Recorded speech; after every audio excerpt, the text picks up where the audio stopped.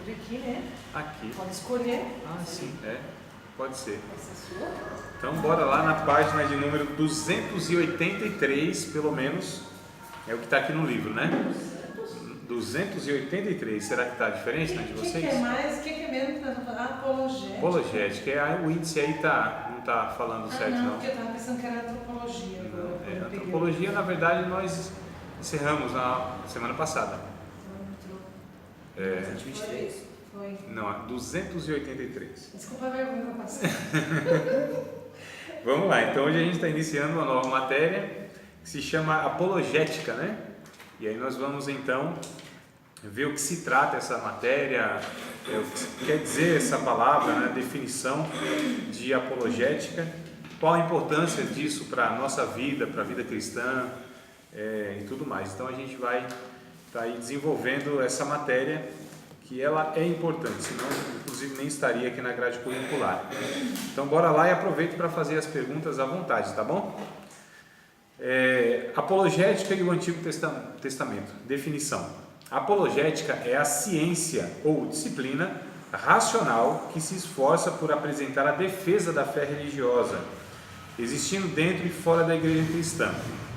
O termo é usado em contraste com polêmica, que é um debate efetuado entre cristãos a fim de determinar a verdadeira posição cristã sobre alguma questão específica. Não confundam polêmica aqui nesse texto, ou do que eu estou falando, com aquilo que nós temos por polêmica hoje, né? A polêmica hoje parece que tem sido assim, sem fruto nenhum, sem propósito nenhum, só para gerar confusão mesmo. Então é isso que a gente tem visto, polêmica hoje, né? Quando se fala, isso aqui é uma polêmica, então na verdade a gente entende que é uma confusão, que nada se resolve, que não tem propósito, que é uma coisa que piora. Não, a polêmica, na perspectiva mesmo aqui da história, são debates, e não debates só por afrontar, são debates mesmo para discutir isso, discutir aquele assunto que talvez não está muito bem resolvido ou que tem lá suas divergências. Então esse é o sentido de polêmica. Os apologistas antigamente eram chamados de polemistas, tá? E a gente vai ver então aqui o que é um apologista, né? O que é esse negócio de apologeta ou apologética, né? Apologética no caso aqui é a ciência, né? A gente vai tratar sobre a discussão racional, ou seja, pelos argumentos sobre a nossa fé, tá bom? A gente criou um negócio assim, quando a gente fala de fé, a gente parece que pensa que a fé não pode ser pensada, ou seja, a fé é uma coisa, a razão é outra. A fé não se pode abordar de uma forma racional, né? Ou seja, com argumentos, discutir a fé. Até um livro que eu vou indicar para vocês aqui, esse aqui, ó. Esse aqui que é Crer Também é Pensar, tá bom? Então eu vou indicar para vocês, Crer é Também Pensar, inclusive do John Stott, né? E ele vai trazer aqui alguns pontos muito interessantes sobre essa questão de que a fé é racional, né? A fé é matéria de discussão. A gente deve questionar. A Bíblia, ela de fato, ela traz essa possibilidade, não só possibilidade, mas traz essa realidade, que nem tudo que está escrito é aceito sem questionamento nenhum. Pelo contrário, as coisas precisam ser questionadas. A gente está construindo, na verdade, a nossa forma de pensar, porque cada igreja ela tem a sua, entre aspas, crença, né? As pessoas acreditam em alguma coisa. A pergunta é, qual é a base então disso que se acredita? Quais são os argumentos que se tem? Não é a Bíblia, não, tudo bem, a gente está falando da Bíblia, mas se a gente está usando já algo que é escrito, então é um argumento, não é? É uma base racional. Porque é letra que a gente está falando. Se é letra, então vai mexer com o nosso raciocínio, interpretação, conclusão, né? Argumentação. E a gente vai ver que isso aqui faz parte aí, inclusive do Novo Testamento. Bora lá, continuar a leitura. Presumivelmente, a apologética aborda questões defendidas por alguma fé religiosa específica, como o cristianismo, no caso nosso, mas que são negadas pelos incrédulos. No uso comum, a palavra é usualmente empregada para indicar a defesa do cristianismo. Positivamente, a apologética tenta elaborar e defender uma visão cristã de Deus, da alma e do mundo, uma visão apoiada por raciocínios reputados capazes de convencer ou não os não cristãos da veracidade das doutrinas envolvidas. Ou seja, a apologética tenta defender uma visão cristã de Deus, da alma e do mundo. Então, como que a fé cristã, como que a Bíblia aborda essa questão de Deus? Porque assim, todos têm, ou muitos têm, uma visão de Deus, de quem é Deus, como é Deus, não é? E isso, de onde vem essa construção? Vem da cultura, vem especificamente das famílias onde a pessoa ela foi criada. Não tem aquela fé que é por tradição? Então a pessoa é igual time, né? É igual time. Se o pai ele torce para um time, automaticamente ou doutrinariamente os filhos irão, né? Aquele que não torce é a ovelha desgarrada. Então assim, porque é algo que, né? Mas é exceção, né? A maioria é assim que acontece. Ou seja, e se não foi, alguém influenciou. Alguém influenciou. A questão é essa. Ninguém é neutro, né? Ninguém decide a partir do nada. Há algo que é buscado, até mesmo no subconsciente, ou seja, pela convivência, ou seja, por aquilo que é sugerido, porque tem coisas que são sugeridas. A gente vai absorvendo sugestões que nos são dadas, né? A gente vai gostando de coisas, nem sempre por uma decisão tão racional assim. É que nos foi mostrado, nos foi argumentado, nos foi convencido que aquilo era o melhor. Olha só, muitas vezes a gente não se percebe disso e a gente acha que a gente chegou àquela conclusão por nós mesmos. Nem sempre. Agora, não é às vezes diretamente mostrado assim, não aparece num comercial um monte de argumento, gente tentando provar as coisas. Não, as coisas são mostradas como sendo as melhores, as corretas. Né? Então, na verdade, todos nós somos de alguma maneira influenciados e doutrinados, nem sempre diretamente. Isso vem de uma forma muito sorrateira, sem as pessoas perceberem. Porque se a gente pensar em tudo que a gente acredita, em tudo que a gente faz, a maneira que faz, o porquê faz, a gente nem sabe explicar muita coisa. E para nós se tornou natural, mas não é natural. Foi de fato por alguém, em algum momento, de alguma maneira, isso foi colocado na nossa vida e passou a ser então para nós algo natural, mas não é natural, porque a gente não nasceu com aquilo, não é? Então, no meio onde a gente vive, os livros que a gente lê, os programas que a gente assiste, as pessoas que a gente ouve, as coisas que a gente convive, então isso tudo vai construindo em nós aquilo que cremos, pensamos e tudo mais. E os gostos, inclusive, também, né? E os gostos dependem muito de região. Dificilmente você está no sertão do Nordeste, ou lá do Maranhão, alguma coisa assim, dificilmente, quer dizer, hoje, talvez não, porque hoje existe a chamada aldeia global, né? Aldeia, olha para cá, aldeia global, olha só, existe essa questão de que o mundo todo hoje vai entrando em todos os lugares por meio da internet. Então a gente vai no sertão, às vezes tem lá um celularzinho, né? Pode ter uma internet ruim, mas chega uma informação lá, que é a mesma informação que chega nas metrópoles, São Paulo, Rio de Janeiro, Belo Horizonte. Então não há tanta hoje diferença assim quanto havia em alguns anos atrás. Então essa é uma realidade que a gente enfrenta, né? Sobre a questão que nós somos de alguma maneira influenciados, não tem jeito. Você pensa que não é influenciado? Você é influenciado. Os professores te influenciam, seus pais te influenciam, os teus amigos te influenciam, não é? E eu costumo dizer que os pensamentos que a gente pensa, na verdade não são os nossos pensamentos, são os pensamentos daqueles que querem que pensamos, os pensamentos que eles pensam. E eles vão então introduzindo isso aí através de muitos meios e vai descendo, né, no nosso entendimento, vai subindo no nosso entendimento, depende de onde vem, vai entrando na nossa compreensão. Por exemplo, vocês de alguma maneira são influenciados pelas coisas que eu digo aqui, é inevitável, né? A questão é, tudo aquilo que a gente ouve, tudo aquilo que a gente tem contato, nós devemos refletir naquilo, nós precisamos pensar, e não só pensar, a gente precisa repensar, e não só repensar, mas continuar repensando. A questão, irmãos, é que nós nunca podemos deixar de pensar naquilo que a gente pensa. Não estou confundindo não, porque é claro, para mim é claro isso. Ou seja, eu preciso sempre estar avaliando ou repensando aquilo que eu já tenho como um pensamento, inclusive, certo. Será que é assim mesmo? Né? É que a gente muda de opinião às vezes, de algo que você sempre imaginou, pensou daquela forma, você fala, não, mas peraí, tem uma curva ali nessa Pode ser que não seja exatamente assim. Eu não estou dizendo para que a gente possa todo dia estar pensando de uma forma. Comigo, por isso que eu estou falando. Sim. De algumas coisas que eu pensava como regra de vida ou de alguma coisa, mas o negócio não é bem por aí não, dá para você fazer de uma outra forma, ou pensar e agir de outra forma.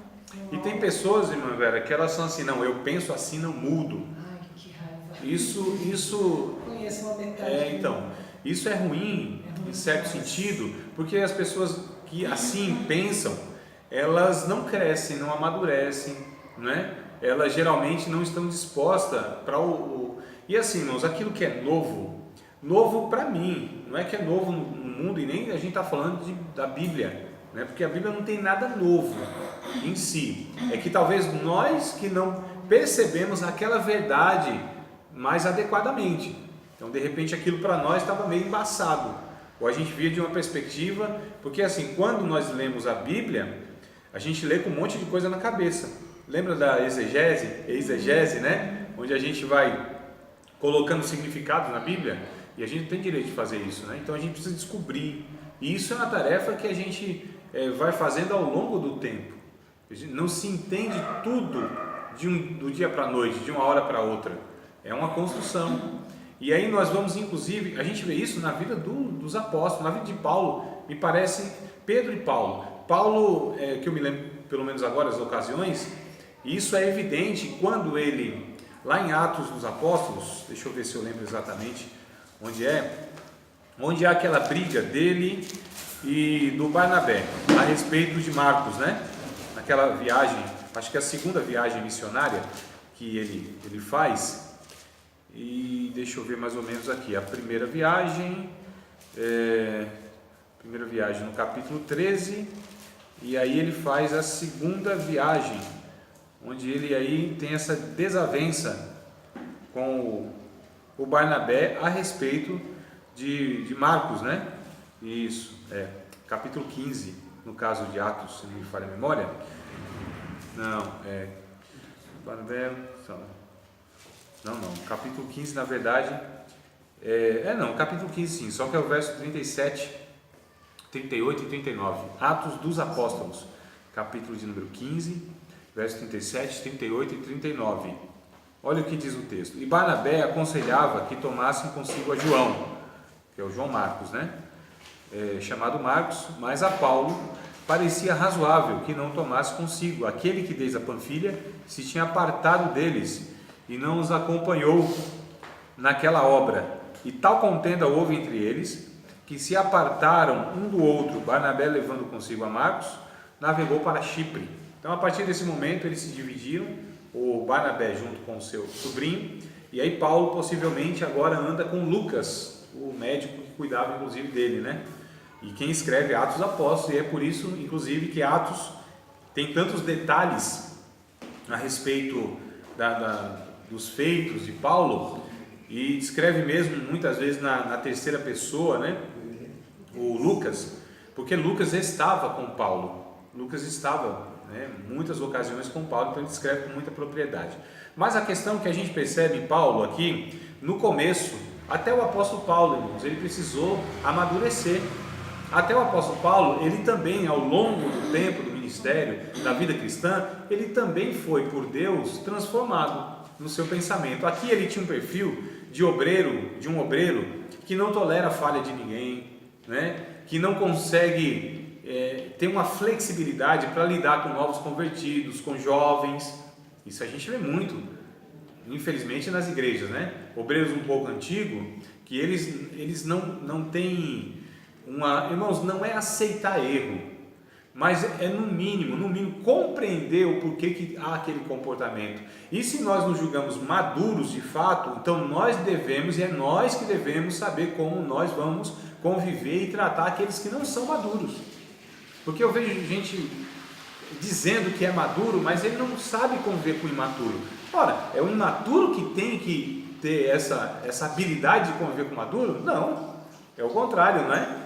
Então, é até uma contradição. Talvez ele está mostrando que não é nem maduro desse jeito, né? Porque não tem condição, muitas vezes, de abrir mão de alguma coisa, ou eu digo assim, tolerar no sentido não de aceitar o erro, mas falar, ó, por aqui ainda eu consigo conviver com isso, até levar essa pessoa a esse entendimento, a essa compreensão. Isso é maturidade, irmãos. É saber viver com o diferente. Nós temos uma dificuldade enorme, muito grande, porque se fala alguma coisa que o outro pensa diferente, nossa, virou um inimigo, não é?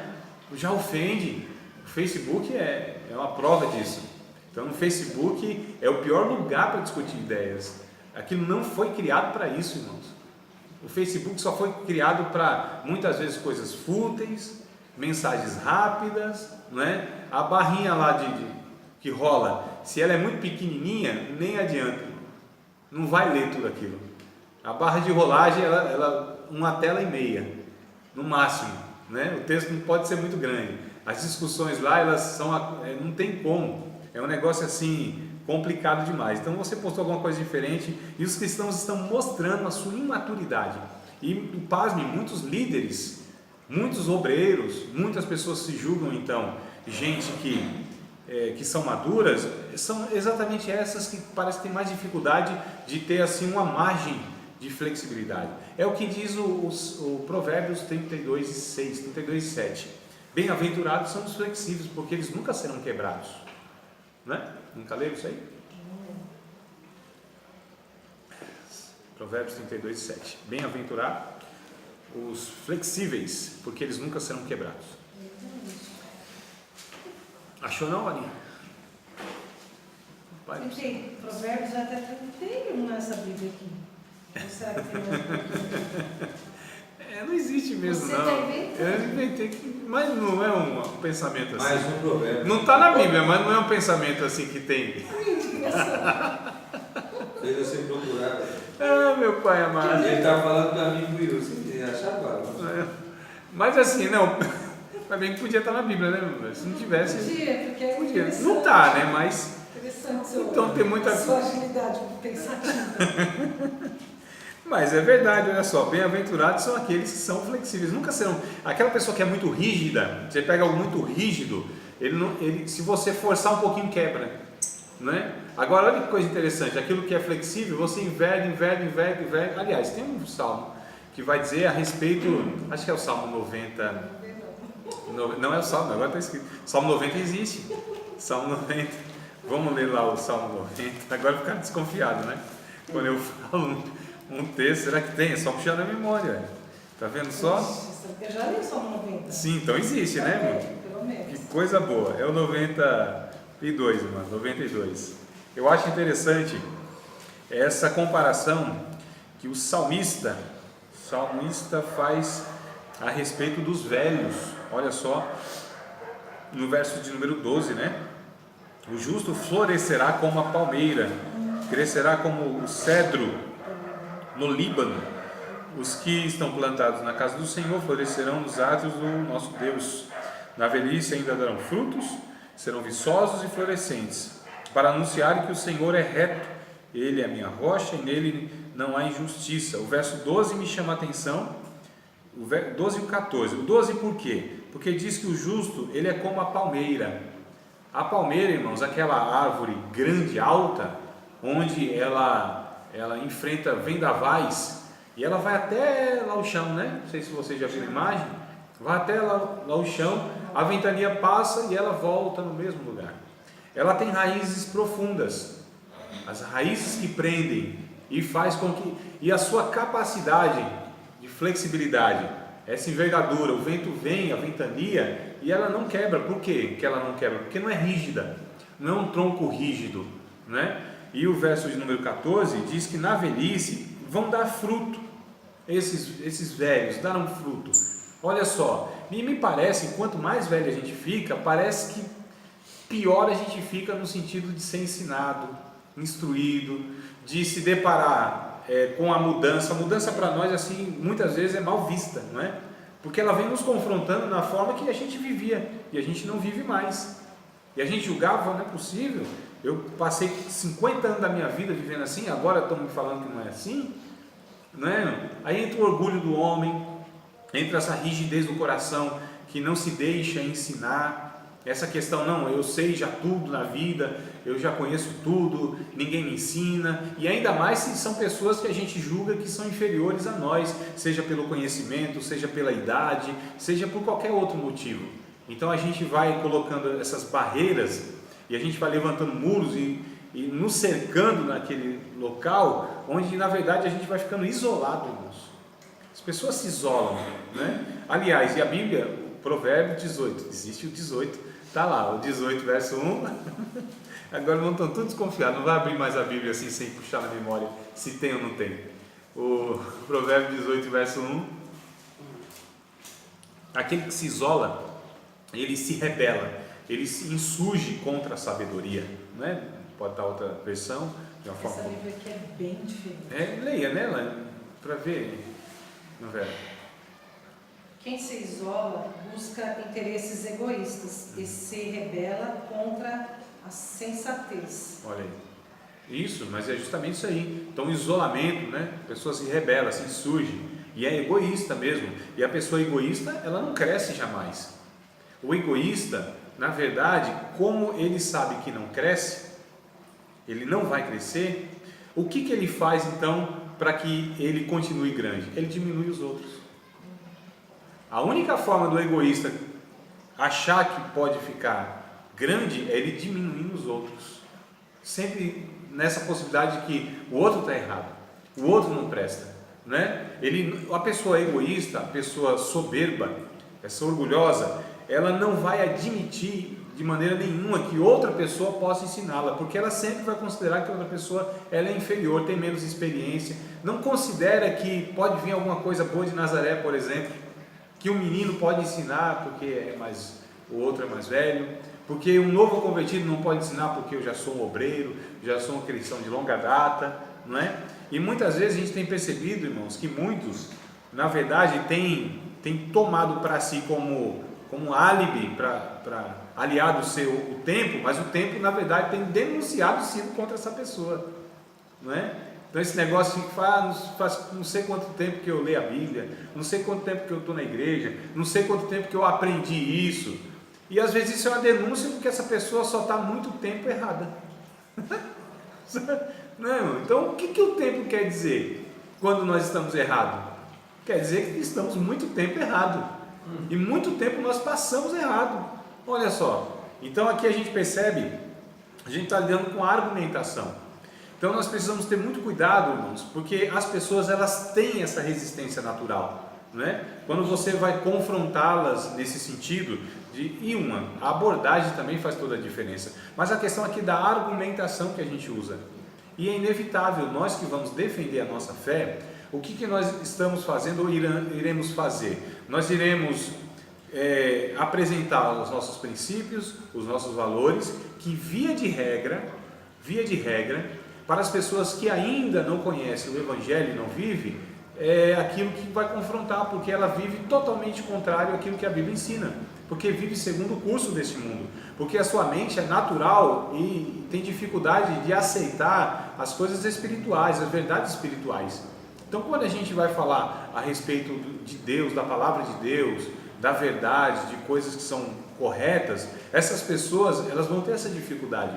Porque há uma construção, irmãos. A gente não pega ninguém neutro. Uma coisa é você pegar uma criança, uma coisa é você pegar um adolescente, uma coisa é você pegar uma pessoa que não teve nem experiência com religião nenhuma, nessa forma dogmática, né?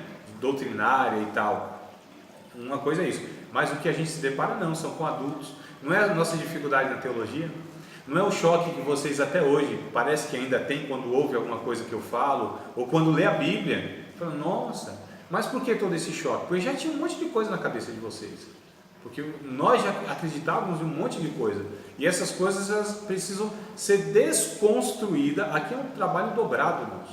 Desconstruída para depois construir. Não se constrói, para usar o termo bíblico ou a passagem bíblica, Jesus disse que não pode pegar vinho novo e colocar em odres velhos. Estraga o odre e entorna-se, derrama-se perde-se o vinho, não é? Odres novos tem que ser colocado vinho novo em odres novos, tá certo? O odre, não sei se vocês sabem, é aquela bolsa de couro, né? Uma bolsinha de couro, onde curtia o vinho lá. Então você colocava lá o vinho e ia curtindo, a fermentação fazia com que essa bolsa ela ia esticando. Então a pele nova, que é a bolsa de couro, ela tinha essa flexibilidade. Olha só, ela tinha essa capacidade de expandir sem romper. Percebe, irmão? Essa metáfora aqui, a mente expandindo e não rompe. O que a Bíblia chama isso? De metanoia, que nós traduzimos para o português, nós não, que eu não sou tradutor, né? Mas os estudiosos, os tradutores da Bíblia, traduziram isso por conversão. Olha que coisa interessante. Então, conversão, quando a gente se converte, a mente vai expandindo. Por que a gente se converteu? Porque a gente aceitou que nós não estávamos certos. E quem estava certo era Deus. Percebe, amados? A necessidade de nós nos curvarmos diante da palavra de Deus. Se para nós cristãos isso é um exercício, precisa ser um exercício diário e já não é fácil, imagina para aquelas pessoas que ainda não abraçaram essa palavra como palavra de Deus. É por isso que a gente tem que ter muita paciência, muita sensibilidade, muita perseverança, muito carinho, muito amor para quando a gente apresenta o Evangelho para alguma pessoa.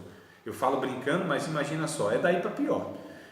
Você imagina, porque para a gente é fácil falar, olha, Jesus, ele falar a respeito das verdades bíblicas, mas imagina para uma pessoa que ela vai entender do jeito que eu falo aqui, para pior ainda, tá? Não é exagero não. Você fala assim, ó, Jesus é Deus, Criador de todas as coisas, mas ele se fez homem, nasceu de uma virgem, morreu e ressuscitou ao terceiro dia e disse que ia voltar voando para buscar a gente. Uma mensagem dessa aqui é doido, não é não? Mas falou, André, mas ninguém prega assim. Não prega na igreja e a gente não recebe desse jeito. Mas imagina essa loucura. Para nós é tranquilo, irmãos. Nós temos o Espírito Santo, nós já nos rendemos à palavra de Deus, Deus já nos alcançou e nos revivificou no Espírito, ou seja, nós compreendemos agora a palavra de Deus. Agora imagina para as pessoas naturais, falar para ela que a forma que ela vive não é correta, é o que Deus diz. Se ela foi ensinado desde criancinha pelos seus pais, pela tradição religiosa, pela escola, pela mídia, pela novela, por tudo isso pelos filmes de Hollywood, por tudo isso que doutrina a cabeça das pessoas, fala assim, ó, a vida não é assim, né? Eu tenho tentado evangelizar, principalmente as pessoas que eu conheço há anos, amigos meus que nós vivemos inclusive na adolescência, né? Adolescência e juventude. Eu tento evangelizá-los com a seguinte frase, irmãos.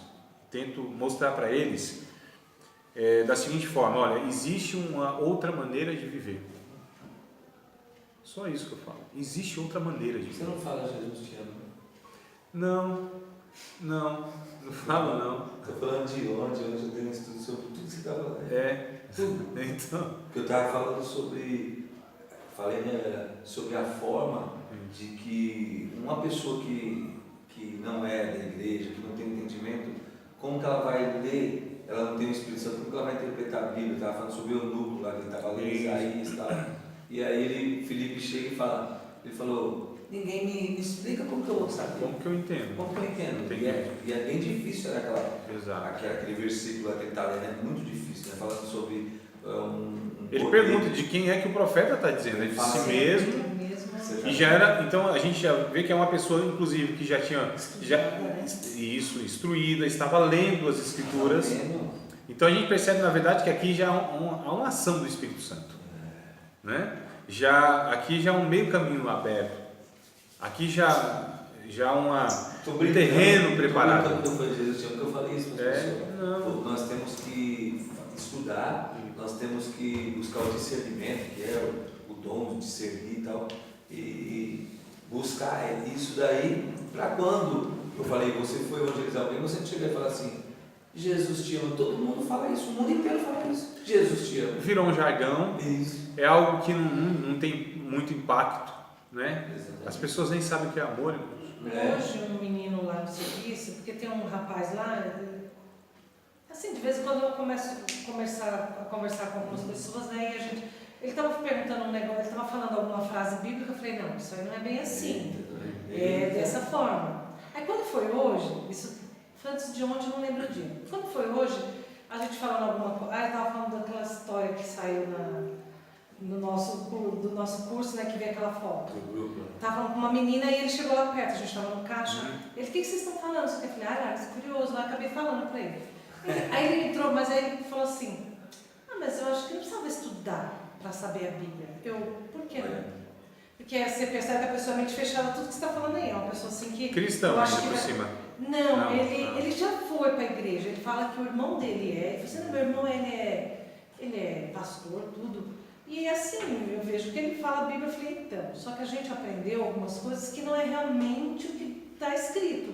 Porque a Bíblia, ela tem que ser entendida. Às vezes você está lendo, aí até usei uma frase que ele tinha falado outro dia, eu falei, lembra daquela frase que eu te falei, que não é bem aquilo, porque a pessoa pega só um versículo e faz daquilo Aí eu falei para ele que o texto, fora do contexto, vira pretexto, ele que achou engraçado. Mas assim, no geral é o quê? A pessoa acha que... Depois ele falou de novo, mas acho que não precisava estudar não, fazer estudo de coisa assim. Você tem que estudar a Bíblia. Eu falei, mas nós estamos estudando a Bíblia, meu filho. É a Bíblia que a gente está estudando. Não, mas eu acho que não tinha que ser desse jeito. Os pastores já sabem. Eu falei, já.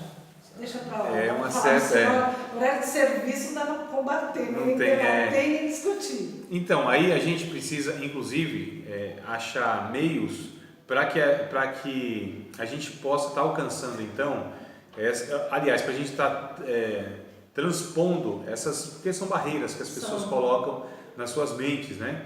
Essas questões são teimosias que vão sendo construídas, inclusive sem a própria pessoa chegar a essa conclusão. Ela não chegou a essa conclusão. Foi passado para essa pessoa e ela abraçou aquilo, que é o que acontece muito, né? Então as pessoas, infelizmente, a grande maioria das pessoas, não só dentro da igreja, mas infelizmente dentro da igreja também, elas na verdade não pensam, as pessoas não pensam. Existem pessoas que pensam por elas. Eu acho muito interessante, irmãos, porque quando a pessoa concorda com tudo com que a outra pessoa fala, uma delas está pensando pelas duas. Entenderam? Quando uma pessoa concorda 100% com a outra, então uma pensa pelas duas, a outra não pensa. É impossível, é difícil demais, né? Então todo mundo concorda com o pastor, todo mundo concorda com o professor, todo mundo concorda com o pregador, 100% do que eles falam? Não pode ser assim.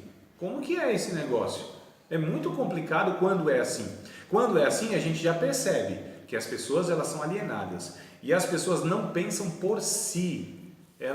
A gente chama isso na observação, na abordagem sociológica, né? A sociologia, ela nada mais lógico, eu estou reduzindo aqui, tem outras coisas mais, mas é a ciência que observa o fenômeno, né? A gente chama de fenomenologia da sociedade, como se comporta, como pensa, né? A gente chama de espírito coletivo, de pensamento de manada, ou seja, é aquele rebanho levado assim, né? Então as pessoas elas são conduzidas, alguém conduz, essas pessoas fazem, falam, pensam, desejam, se comportam, porque pessoas por trás estão fazendo com que essas pessoas façam e vivam e acreditem, gostem, pensem em tudo isso. Então existe uma manipulação intelectual.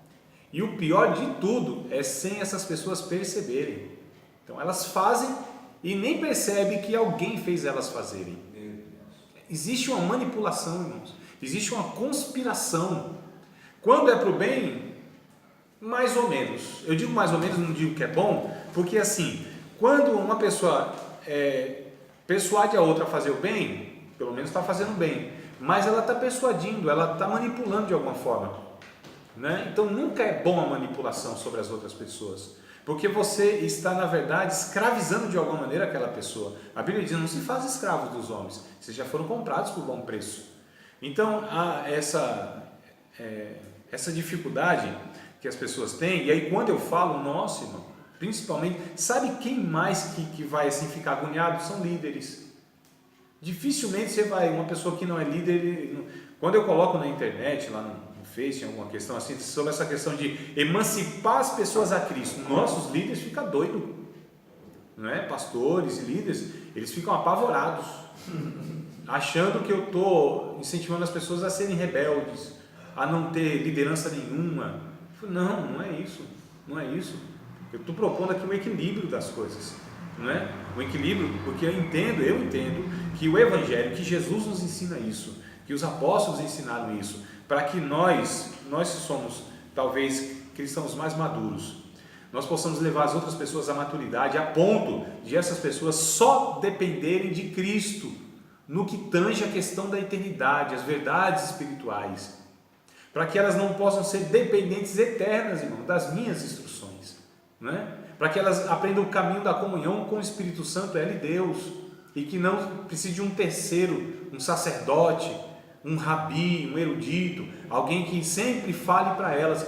A gente não faz assim com os nossos filhos, a gente não enxerga isso saudável, a gente prepara eles para que eles caminhem em frente às dificuldades da vida, para que ele ande com as suas próprias pernas. Não é assim que a gente deve fazer, irmãos, com os nossos filhos? Por que a gente não faz isso então com os outros irmãos, com as outras pessoas? E sempre essas pessoas são dependentes de nós, sempre dependendo da nossa oração, da nossa intercessão, da nossa palavra, porque elas não aprenderam a buscar elas, a palavra de Deus. A gente não ensinou, olha, o Espírito Santo, que de fato é o que é suficiente na tua vida para que você possa conhecer a Deus, prosseguir em conhecer a Deus, conhecer de fato essa comunhão.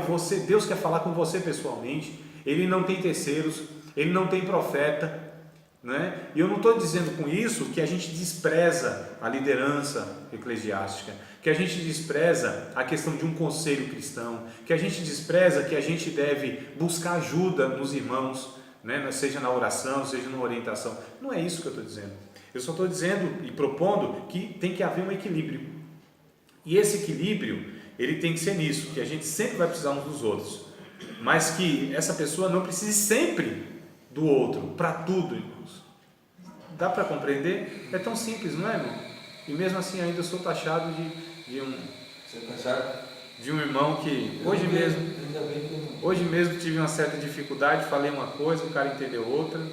Eu falei, não, amado, não é nem isso que eu estou falando, o texto nem a tônica do texto. Ele entrou por outro lado e falei, não, amado, calma, eu estou falando aqui, não tem nada a ver. E quem é? Um líder, é um pastor, né? Porque é sempre essa preocupação demasiada. Eu entendo por um lado que ele tem essa preocupação de arrebanhar o povo, mas o que me preocupa é essa dependência excessiva de um terceiro. Não é isso que o Evangelho propõe, meu Deus do céu, não é? E aí a gente precisa então levar as pessoas a emancipá-las, a ser emancipadas inclusive. O que é a emancipação? É essa pessoa já não depender mais da outra, ela ser livre. E a liberdade nos conduz à obediência, não é a rebelião. A liberdade que eu estou dizendo é estar vinculada a Cristo, vinculada apenas a Cristo, o sacerdote da sua vida, o mestre da sua vida, o pastor e bispo da sua alma. Amados, vamos ver o texto aqui de Pedro. Eu acho tão interessante esse texto de Pedro. Também Pedro eu acho interessante. Mas eu não estou conseguindo nem falar uma palavra no Facebook. Você viu? É difícil, né, Varão? Não, eu não consigo mesmo, estou falando mais. Eu vejo que a mulherada é fogo, né? A gente fica vendo as receitas do seu Não, velho, eu vejo. Estou falando assim, mas igual você está falando. Não, colocar alguma coisa. Teve uns dias aí atrás, eu coloquei um negócio lá. Eu vi. Aí teve um abençoado ali do outro lado, que pegou e falou assim para o meu pai: fala para o seu filho que ele está no horário de trabalho. Por quê? Porque eu estava falando, eu falei que eu estava falando lá, falando um pouco da heresia do camarada. Aí, fala porque é primo. Fala para o abençoado do seu filho, para ele não fazer isso. Aí eu peguei e falei para meu pai: fala para ele que eu estava no horário de almoço. É complicado. Que é exatamente no horário de almoço que eu estava. Sim, é complicado, Varão.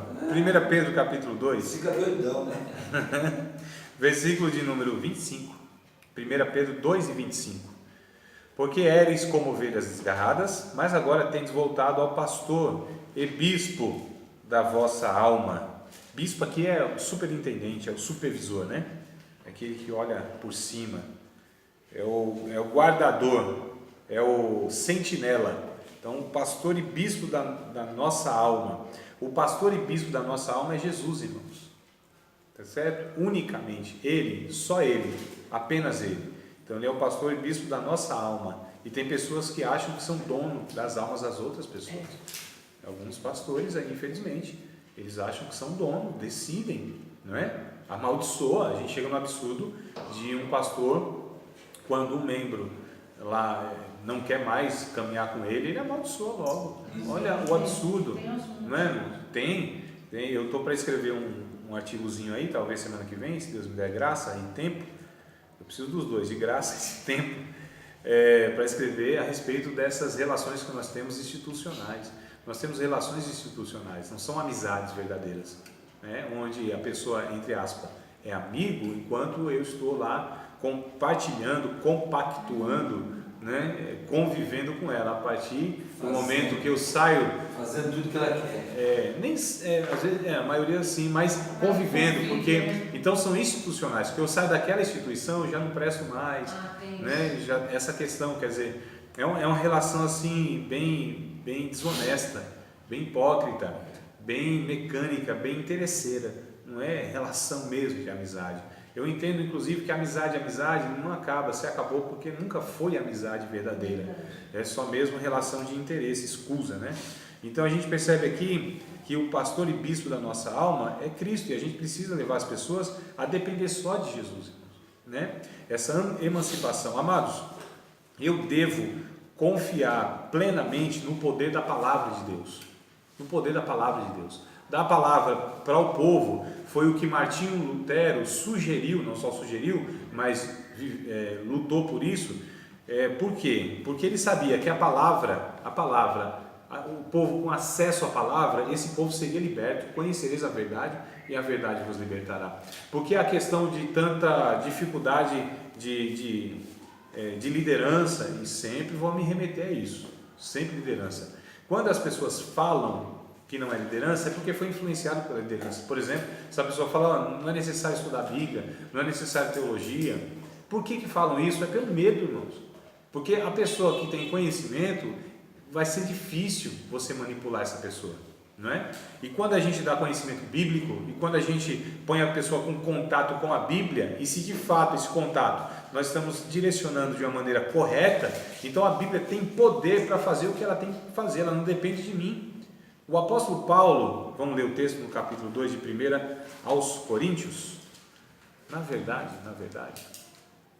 eu vou fazer o seguinte. na verdade vos digo,